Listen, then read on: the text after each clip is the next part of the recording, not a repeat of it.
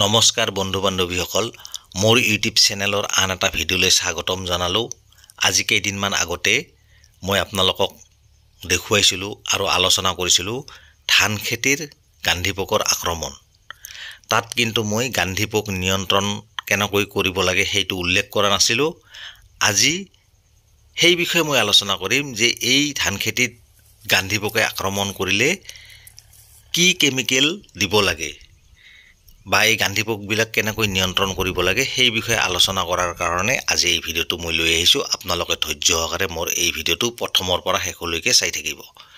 প্ৰথম কথা হ'ল মই আগৰ ভিডিঅ'টো কৈছোঁ আৰু এতিয়াও কৈছোঁ গান্ধীপোক ধান খেতিত কেতিয়া লাগে, যেতিয়া ধানৰ গাখীৰ হয়, ধানৰ সেইবিলাকত যেতিয়া গুটিবিলাকত ধানৰ শিহৰ গুটিবিলাকত দানাবিলাকত যেতিয়া গাখীৰ হয় সেই সময়ত গান্ধীপোকৰ আক্ৰমণ হয়।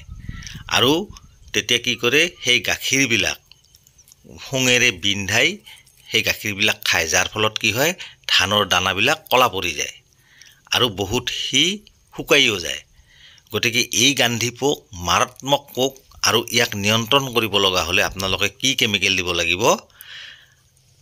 এটা কেমিকেল আছে চাইপাৰমেথ্ৰিন আৰু আন এটা কেমিকেল হ'ল আলফা চাইপাৰমেথ্ৰিন আৰু এটা কেমিকেল আছে ক্লৰিপাইৰিফছ লগত চাইপাৰমেথ্ৰিন মিহলোৱা।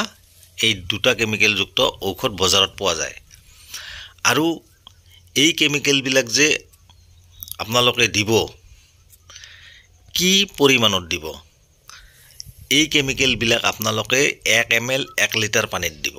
যদি আপোনালোকৰ স্প্ৰে মেচিনৰ টেংকিবিলাক যদি 16 লিটাৰৰ হয় তেতিয়াহ'লে 16 ml দিব লাগিব, আৰু যদি 20 লিটাৰৰ স্প্ৰে মেচিন হয় তেতিয়াহ'লে আপোনালোকে 20 ml দিব লাগিব। গতিকে এই কেমিকেলবিলাক যদি আপোনালোকে গান্ধীপোকৰ কাৰণে যদি ধান খেতিত স্প্ৰে কৰি দিয়ে, প্ৰয়োগ কৰে, তেতিয়াহ'লে বহুত ভাল ৰিজাল্ট পায়।